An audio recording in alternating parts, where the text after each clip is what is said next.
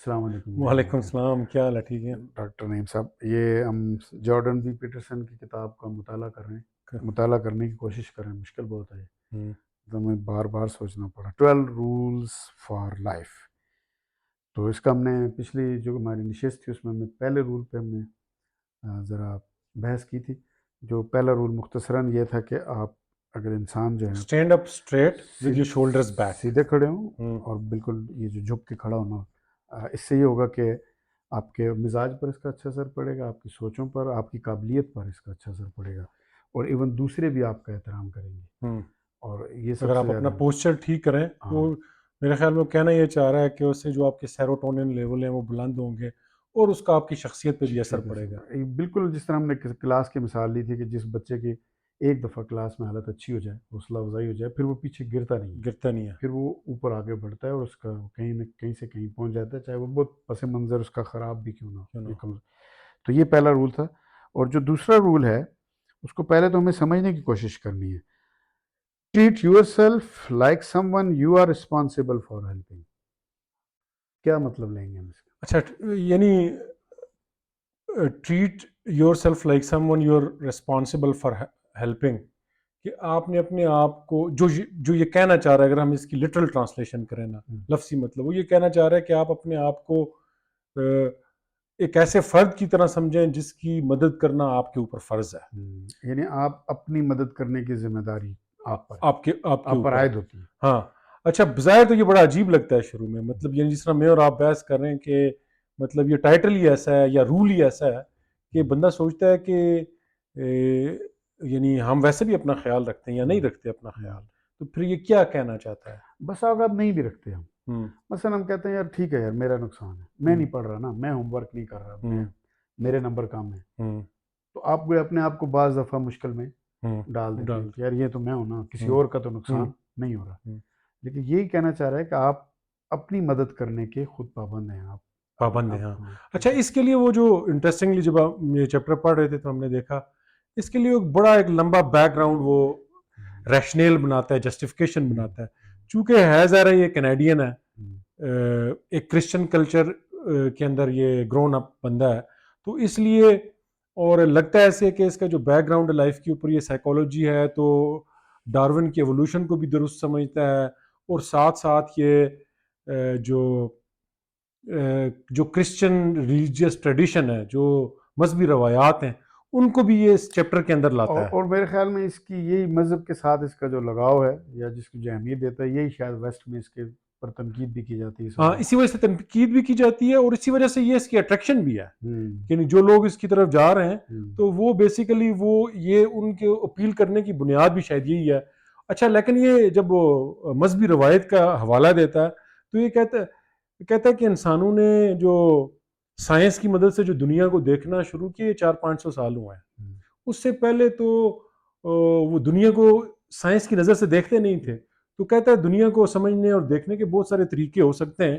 اب اگرچہ ہمارے لیے بڑا مشکل ہے کہ ہم بغیر اس کے دیکھتے نہیں ہیں، اور وہ کہتا ہے کہ مذہب ان میں سے ایک طریقہ ہے. مطلب وہ بالکل اپنی روایات کو غیر سائنسی جن کو ان کو فوراً رد کرنے کا کوئی جواز نہیں ہے. وہ کہتا ہے جی کہ اس میں ہزاروں سال لوگوں کی جو پریکٹیکل وزڈم ہے، لوگوں کی دانش ہے، لوگوں کی زندگیوں کا نچوڑ ہے، جو انہوں نے جو مختلف جو قصے ہیں مذہب کے اندر جو قصے ڈالے ہوئے، کہتا ہے وہ جو قصے ہیں وہ بنیادی طور پہ وہ ہزاروں سالوں کی جو انسان نے سیکھا ہے زندگی کے بارے میں اور اس کا رویہ بنایا ہے انہوں نے. ہاں، اسی واسطے وہ آج تک زندہ بھی ہے. ہاں، وہ کہتا ہے کہ یعنی ان کے لیے جو پرانا انسان تھا اس کے لیے دنیا کوئی علم والا مسئلہ نہیں تھا. دنیا اس کے لیے ایک ایسی جگہ تھی جہاں پہ اس نے اپنے عمل کے ذریعے سروائیو کرنا تھا، زندہ رہنا تھا، آگے بڑھنا تھا. زندہ رہنا نمبر ایک چیز ہے، اور زندہ رہنا اور آگے بڑھنا تھا. اور حالانکہ اس وقت زندگی کتنی مشکلات، کتنی دکھوں کا بیماریاں آتی تھی تو لاکھوں لوگ بستیوں اجڑ جاتی تھی، یعنی سفرنگ بہت زیادہ. ان حالات میں انہی چیزوں نے سنبھال کے رکھا انسان کو زندہ رکھا. تو اس لیے وہ کہتا ہے کہ یہ جو مذہبی جو روایات اور مذہبی جو قصے ہیں تو ان کو ہم بالکل فضول سمجھ کے رد نہیں کر سکتے. کہتا ہے اس کے اندر پریکٹیکل وزڈم ہے.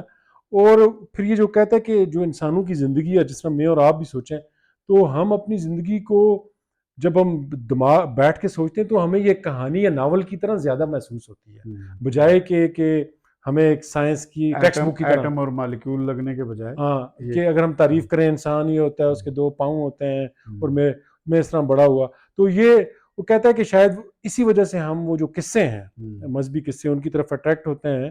ایک تو یہ کہ انسان جو ہے اس کو اپنی جو زندگی ہے وہ ایک کہانی کی طرح لگتی ہے, اور وہ جو مذہبی قصے ہیں وہ بھی آپ کو بنیادی طور پہ اسی طرح کا ایک جو. تو نہیں یہ بتائیں, یہ آپ خود اپنی مدد کرنے کے پابند ہیں, اس سے ان کو کس طرح جوڑا جائے؟ اچھا یہ ایک اور جو مجھے اس کے ہم آپ کو بتائیں اس کتاب کے اندر ہم یہ دیکھ رہے ہیں کہ یہ کیا کہنا چاہ رہا ہے. تو بنیادی طور پہ ہم اس کا ایک نقطہ نظر تاکہ جو لوگ سن رہے ہیں ان کو پتہ چلے کہ ہم کہیں اپنی بات بھی کر رہے ہیں لیکن اس کا نقطہ نظر جو ہے ہم پہنچانے کی کوشش کر رہے ہیں. اچھا جب یہ مذہبی روایت کی جب یہ بات کرتا ہے اور جس طرح آپ نے سوال کیا کہ آخر یہ اس رول کے ساتھ کیا تعلق ہے, تو یہ وہ جو فال آف ایڈم ہے جو عیسائیت کی روایت ہے کہ حضرت آدم کے بارے میں کہ حضرت آدم اور حوا, ہمارے ہاں بھی یہی ہم سمجھتے ہیں کہ وہ جنت میں تھے جب انسان نے ان کو اللہ پاک نے ان کو تخلیق کیا تو ان کو جنت میں رکھا گیا, اور وہ جو عیسائی روایت ہے اس کے مطابق وہ جنت میں ہنسی خوشی رہ رہے تھے. تو ایک دن سانپ آیا اور لیکن اللہ نے ان کو جنت میں کہا تھا کہ تم یہاں رہو, لیکن یہ جو 2 درخت ہیں, ایک علم کا درخت ہے اور علم کا درخت وہ اس کے قریب بھی آپ نے نہیں جانا, اس کا پھل نہیں کھانا, اور دوسرا زندگی کا درخت ہے.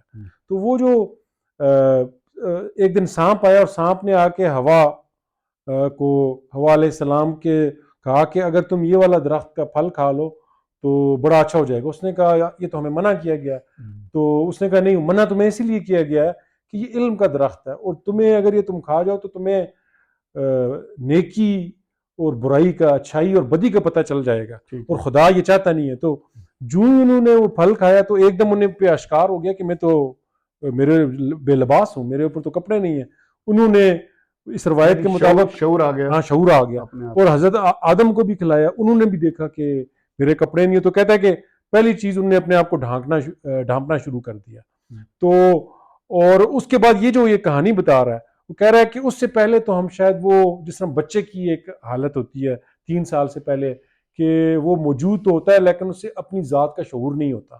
تو شاید وہ جو پھل کھانے سے اپنی ذات کا شعور آ گیا اور ہمیں پہلی دفعہ احساس ہوا کہ ہم کتنے کمزور ہیں. ہم نے ایک دوسرے کی طرف دیکھا, اپنی کمزوریوں کا بھی احساس ہوا جو باقی جانوروں کو نہیں ہے. ہمیں یہی پتہ چلا کہ ہم کمزور بھی ہیں اور وہ فانی بھی ہیں. ہمیں اسی ایک لمحے کے اندر احساس ہو گیا اور اپنی کمزوری کا احساس ہوا, اور پھر اس قصے کے مطابق یہ ہے کہ خدا نے ان کو پھر جو ہے جنت سے نکال دیا اور کہا کہ اب تمہاری زندگی جو ہے نا مشقت سے بھر دی گئی ہے, جب اب تم نے ایک عرصہ اسی دنیا میں گزارنا ہے. اچھا یہ وہ والی کہانی ہے, کہتا ہے کہ جو درد ہے ہر انسان کی زندگی میں جو درد ہے سب سے بڑی حقیقت ہے, ٹھیک ہے, اس کو جھٹلایا نہیں جا سکتا. اور شاید ہمیں یہ جو مذہبی قصے بناتے ہیں کہ ہم ایک ایسی حالت کے اندر تھے جب ہمیں باقی چیزوں کا شعور نہیں تھا, ٹھیک ہے, کہ ہم نے مر جانا ہے. باقی جانور یہ سارے اسی طرح کی زندگی گزارتے ہیں لیکن انہیں یہ نہیں پتا ہوتا ہے کہ زندگی کیا ہے, موت کیا ہے, اور آگے کے ان کے کوئی فیوچر پلانز نہیں ہوتے, شعور نہیں ہوتا ذات کا.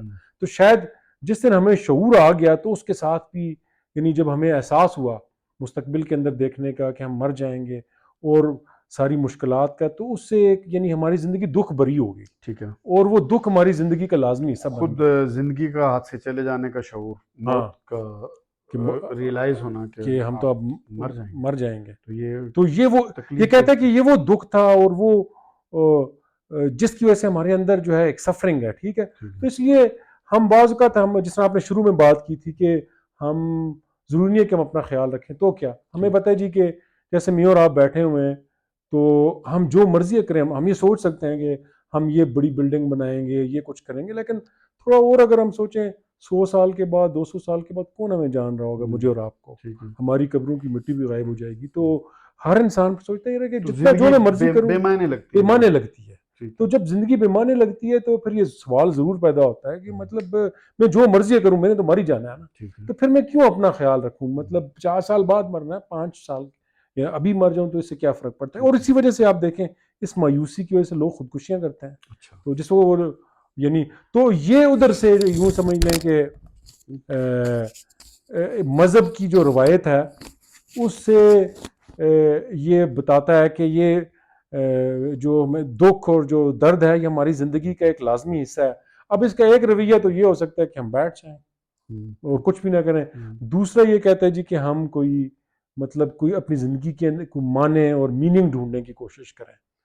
اچھا، اور اس کے لیے یعنی جو اس کا اسلوب ہے وہ یہ قیاس اور آرڈر کی جو آگے بات کرتا ہے. ہاں اب اس کو اردو میں ہم کہیں قیاس کو، جو ایک تو سائنٹیفک اس کی تجزیہ ہے وہ اس کو چھوڑ دیتے ہیں. یہ کہہ رہا ہے کہ دکھ ہے، اچانک حادثات ہیں، اچانک جو تکلیف آ جاتی ہیں جس کے لیے آپ ذہنی طور پہ تیار نہیں ہوتے، مشکلات ہیں یا بہت زیادہ جتنی بھی انسان کی سفرنگ ہو سکتی جو غیر بے یقینی بے یقینی حالت ہے، کل کیا ہوگا، کنفیوژن کی سٹیٹ ہے، یہ قیاس ہے جس کو ہم کیا کہیں، بگاڑ ہے یا انتشار کہہ لیں. اور اس کے مقابلے میں دوسرا آرڈر ہے جو ہمیں بہت پسند ہے، لائک جیسے گھڑی ہم سب وقت نظم و ترتیب ہے. نظم و ترتیب ہے، یہ کمرے میں چیزیں ترتیب سے پڑی ہیں، ہم کسی جگہ ملنے سے جا رہے ہیں اتنے بجے پہنچ جائیں گے. ہر بسیں صبح جو ہے نا ایک ٹائم پہ نکلتی ہیں، ہمیں گھر سے نکلتے ہیں ہمیں پتہ ہوتا ہے کہ فلاں جگہ پہنچوں گا جس کے ہم پیشن گوئی کر سکیں. ہاں وہ یہ آرڈر ہے. تو اس کا خیال ہے کہ جو زندگی ہے، جب سے ہمیں شعور کا احساس ہوا تو ہمیں لگتا ہے کہ زندگی کے دو بڑے ایلیمنٹس ہیں، دو بڑے عناصر ہیں. ایک تو یہ انتشار ہے یا قیاس جسے کہتا ہے، یا تکلیف مصائب، ہاں، اور دوسرا وہ آرڈر ہے یا نظم و ضبط ہے. تو کہتا ہے کہ ہمارے ایک طرف تو جو ہے انتشار ہے ہر وقت، اور دوسری طرف جو آرڈر ہے نظم و ضبط ہے. تو یہ کہ اور قیاس کا مطلب سمجھتا ہے کہ قیاس جہالت سے جنم لیتا ہے. ٹھیک ہے، انگریزی والا قیاس. ہاں، قیاس انتشار. ٹھیک ہے، اور جہالت سے اس کی بنیاد ہے. یہاں کچھ بھی ہو سکتا ہے. جب آپ کی زندگی کے اندر کوئی ضابطہ نہیں ہوتا تو پھر آپ پریڈکٹ بھی نہیں کر سکتے کہ اگلے 5 منٹ کے بعد کیا ہونے والا ہے. ٹھیک ہے، تو کچھ بھی ہو سکتا ہے. جیسے اگر آپ ایون وہ کہتا ہے کہ سچ جو ہے یہ نظم و ضبط ہے، اچھی چیز ہے، اچھائی کا احساس دلاتا ہے، تکلیفیں کم کرتا ہے. اور جھوٹ جو ہے، ایک بندہ آپ کے سامنے جھوٹ بول رہا ہے تو آپ بالکل خوفزدہ ہو جائیں گے، کہنا کیا چاہ رہا ہے، اس کے اندر کے خیالات کیا ہیں. تو جھوٹ ایک قیاس ہے اور سچ جو ہے وہ ایک آرڈر ہے. اور کہتا ہے کہ ہم جو انسان ہے، ہماری زندگی جو ہے نا، جب ہم ان دونوں کے درمیان میں سے گزرتی ہے، ہمارے جیسے ایک مثال دیتا ہے، جیسے اگر ہم ایک جھیل ہو، اس کے اوپر برف جمی ہوئی اور اس کے اوپر بعض اوقات آپ واٹر سپورٹس کرتے ہیں، کھیلتے ہیں اس کے اوپر، یا آپ اس کے اوپر چل رہے ہو. جب تک آپ چل رہے ہیں وہ سمجھ لیں جب تک وہ ایک سالڈ ہے، ٹھوس ہے، وہ تو آرڈر ہے. ٹھیک ہے، وہ نظم و ضبط ہے. آپ کو پتا ہے کہ میں 2 منٹ کے بعد ادھر پہنچ جاؤں گا. لیکن اگر وہ ٹوٹ جائے تو اس کے بعد انتشار اور قیاس شروع ہوتا ہے. پھر آپ کو نہیں پتا کہ اگلے لمحے کیا ہونے والا ہے. ایسا کیوں ہوا ہے، مجھے یہ تکلیف کیوں ملی ہے، اب میں کیا کروں، تو نتھنگ میک سینس. ٹھیک ہے، تو ہم ظاہر اسے بچنے کی، اس قیاس سے بچنے کی کوشش کرتے ہیں. ٹھیک ہے، اور ساتھ ہم چاہتے ہیں کہ ہم آرڈر میں رہیں. ٹھیک ہے، آرڈر ہمیں ہوپ دیتا ہے. ٹھیک ہے، ہم پلان کر سکتے ہیں. ٹھیک ہے جی، ہم یہ کریں گے. لیکن وہ کہتا ہے جی کہ ہمارا ایک قدم جو ہے نا، وہ تو یوں سمجھ جو اگر زمین پہ ہوتا ہے تو سمجھ لیں آرڈر کے اوپر ہوتا ہے. ٹھیک ہے، نظم وہ ایک سالڈ گراؤنڈ کے اوپر ہے. لیکن جب ہم دوسرا قدم اٹھاتے ہیں تو یہ قیاس میں ہوتا ہے، یعنی آگے اب کچھ بھی ہو سکتا ہے. تو 50-50. ہاں، تو کہتا ہے کہ ان دونوں کے بیچ میں سے گزرنے کا جو نام ہے، مطلب وہ شاید وہ شعور ہے ہمارا، کہ ہمیں پتہ ہوتا ہے کہ ایک طرف انتشار ہے، یہ کچھ کریں گے، اور دوسری طرف نظم و ضبط ہے. اور پھر ان دونوں کی یہ نہیں کہتا کہ انتشار بری چیز ہے. یہ کہتا ہے جو کریٹیوٹی ہے اور جو تخلیق ہے یہ ادھر ہی سے پیدا ہوگی. اور نظم و ضبط کا بھی وہ کیا کہہ رہا ہے کہ جب یہ ایک حد سے زیادہ بڑھ جائے تو پھر سانس لینا مشکل ہو جاتا ہے لوگوں کے. ایک ایسا معاشرہ ہو کہ جس کے اندر فرض کر لیں اس معاشرے کا حکمران کہے جی کہ آپ نے صبح 8 بجے اٹھنا ہے، سب لوگوں نے سب ایک جیسے کپڑے پہننے، ایک جیسے سوچیں گے، ایک طرح سے سوچنا ہے، ایک طرح کا رنگ ہے. جس طرح شمالی کوریا اگر آپ دیکھیں ملتی جلتی چیز، یا سب نے میری ماننی ہے جو میں اکلے کو لوں. تو کہتا ہے کہ یہ اس آرڈر کی ایک ایکسٹریم شکل ہے. ٹھیک ہے، جو بھی اچھی نہیں ہے، جو اچھی نہیں ہے. ٹھیک ہے، وہ کہتا ہے قیاس بھی کسی حد تک ضروری ہے اور آرڈر بھی ضروری ہے، اور ہماری زندگی ان دونوں کے بیچ میں سے گزرنی چاہیے. اس میں توازن رکھنا دراصل. اور یعنی اصل میں وہ یہ ریلائز کرا رہا ہے کہ اگر جو دکھ ہیں، یہ تکلیفیں، جو مصائب ہیں، اس میں بھی کچھ موجود ہے آپ کے انسانیت کی نشو و نما ایولیوشن کے لیے. یہ بہت اہم چیزیں ہیں. انہی سے لڑتے ہوئے آپ اپنی تخلیقی صلاحیتوں کو استعمال کرتے ہیں. تو گویا آپ تیار رہیں ذہنی طور پہ ان دونوں حالت میں زندہ رہنے کے لیے اور ان کے درمیان میں توازن رکھنے کے لیے. اچھا وہ یہ کہ مجھے جو لگتا ہے وہ جو دوبارہ وہ جو مذہبی قصہ لاتا ہے یہ ایسے ہی نا نہیں جیسے اگر ہمیں موت کے وقت کا پتہ ہو ہاں تو یہ مجھے لگتا ہے تکلیف دہ ہے. پھر تو ہے مطلب یہ 10 سال بعد بھی ہے اگر تو آپ پھر وہ جو کاؤنٹر لگ گیا نا مطلب اب ہم تو کچھ انجوائے نہیں کر سکتے 10 سال بعد یہ ہونا. تو اس لیے یعنی موت کا نہ پتہ ہونا ایک طرح کا قیاس ہی ہے اور یہ ضروری ہے. ٹھیک ہے. اور اگر فرض کریں ہمیں پتہ ہو کہ 10 سال کے بعد ہے تو آرڈر ہے لیکن ہمیں تکلیف دہ بہت ہے. تو سب کو ایک دوسرے کا پتہ ہوتا ہے. ہاں سب کو ایک دوسرے کا پتہ کون حادثے میں مرے گا کون کس تو یہ میرے خیال میں وہ پھر زندہ رہنا زیادہ مشکل ہو جائے گا. تو قیاس ایک نعمت بھی ہے کسی حد تک اور مشکل بھی ہے. اسی طرح آرڈر بھی ایک نعمت بھی ہے اور ایک طرح سے مشکل بھی ہے. ٹھیک ہے. اور اچھا پھر وہ جو مذہبی جو روایت ہے تو مجھے جو لگتا ہے یہ کہتا ہے کہ جب ہمیں جنت سے نکال دیا گیا جس کو یہ بار بار استعمال کرتا ہے مذہبی روایت کو تو کہتا ہے اب ہم سفرنگ کے اندر ہیں درد کے اندر ہیں ہم اپنے حوصلے جو ہے نا ضروری نہیں ہے چھوڑ سکتے ہیں کسی وقت بھی نا کہ کیوں کریں ہم تو نکالے جا چکے ہیں. مجھے جو اقبال کا شعر بھی ہے جنت سے نکال کچھ جو سمجھا میرے شکوے کو تو رضواں سمجھا مجھے جنت سے نکالا ہوا انسان سمجھا. تو شاید یعنی وہ ہمارے جو رونا ہے دکھ اور درد ہے ٹھیک ہے اسے پتا ہے کہ ہم کس جنت کو چھوڑ کے آئے. یہ بھی اسی روایت. تو اب چونکہ ہم نیچے گر گئے ہیں اب اس کا خیال ہے اسی روایت کو استعمال کرتے ہوئے کہتا ہے کہ شاید ہم جس جہنم کے اندر گر گئے ہیں یا جو جنت سے نیچے گر گئے ہیں تو اس سے باہر نکلنے کا جو راستہ یہ ہے کہ ہم سارے لوگ مل کے چونکہ ہم سوشل اینیمل ہیں ہم ایک دوسرے کے بغیر زندگی گزار نہیں سکتے. تو ہم ایک دوسرے کی مدد کرتے ہوئے اس سے باہر نکل سکتے ہیں. ایک قدم شاید ہم دوبارہ جنت کی طرف چلے جائیں لیکن اس کے لیے ضروری ہے کہ ہم ایک دوسرے کی مدد کریں. اور دوسرے کی مدد کرنے کے لیے ضروری ہے کہ سب سے پہلے میں آپ کی مدد تبھی کر سکتا ہوں کہ جب میں اسی لیے زلزلے میں نہیں میں نے سنا کئی ہمیں لوگ بتایا تھا کہ جب زلزلہ ہو تو سب سے پہلے آپ اپنے جان بچا کے باہر بھاگیں اس لیے کہ آپ نے کسی اور کو نہیں بچانا پہلے اپنی جان بچانی ہے تاکہ جب آپ بچ جائیں گے تو پھر آپ دوسروں کی مدد کر سکتے ہیں. ورنہ اگر آپ ادھر ہی رہے تو آپ خود بعد میں زخمی ہو گئے تو لوگوں کو بہت ساری توانائیاں اور انرجی تو اس پہ لگانی پڑے گی کہ آپ کو سنبھالیں. تو اس لیے کہتے ہیں کہ ہم چونکہ سوشل اینیمل ہیں اور ہم نے وہ واپسی کا سفر جو کرنا ہے ٹھیک ہے وہ دوبارہ اسی جنت کے حصول کے لیے تو ہمیں مل کے یہ کرنا ہے. ٹھیک ہے. اور جس میں قیاس بھی ہے آرڈر بھی ہے. اور جب مل کے یہ کریں گے تو مجھے دوسروں کی مدد کرنی پڑے گی اور دوسروں کی مدد کرنے کے لیے ضروری ہے کہ میں مدد کرنے کے قابل ہوں اور میں مدد کرنے کے قابل تبھی ہو سکتا ہوں کہ جب اپنا خیال رکھوں. ٹھیک ہے. تو اس لیے وہ کہتا ہے کہ آپ نے اپنا خیال رکھنا ہے اپنی مدد کرنے کے آپ ذمہ دار ہیں اپنے ذمہ دار ہیں اپنی مدد کیونکہ آپ اس طرح مفید ہیں. اچھا اور مدد کرنے کا صرف یہ مطلب نہیں ہے وہ کہ کہتا ہے کہ آپ نے اپنے کھانے کا خیال رکھنا ہے وہ تو رکھنا ہی ہے آپ نے ٹھیک ہے آپ نے ایکسرسائز کرنی ہے اچھا کھانا کھانا ہے ٹھیک ہے مختلف چیزوں سے بچنا جس سے آپ کی صحت جو ہے خراب ہو یہ تو ہے ہی. لیکن وہ ایک اور جو مجھے اچھی بات لگی اس کی خوبصورت جو بات کرتا ہے وہ کہتا ہے کہ جب میرا اور جیسے میں اور آپ دوست ہیں اور ہم دونوں کے آپس میں ایک ریلیشن شپ ہے. اچھا اس ریلیشن شپ کے اندر ظاہر ہے ہم میں سے ہو سکتا ہے کوئی آپ کی بات شاید میں زیادہ سنتا ہوں اور میری بات آپ شاید کم سنتے ہوں کئی چیزوں کے اوپر. کہتا ہے اسی طرح انسانوں کے بیچ میں ایک تعلق ہوتا ہے باہمی تعلق اور اگر میں اپنا خیال نہیں رکھ رہا ہوں ٹھیک ہے تو آپ مجھے کہیں جی کہ تم یہ کام کرو اور مجھے لگتا ہے کہ یہ جمیل صاحب میرے ساتھ زیادتی کر رہے ہیں لیکن پھر بھی میں اپنے آپ کو کہتا ہوں چلو کچھ نہیں ہے میرے دوست ہیں کر لیتے ہیں اس کے ٹھیک ہے.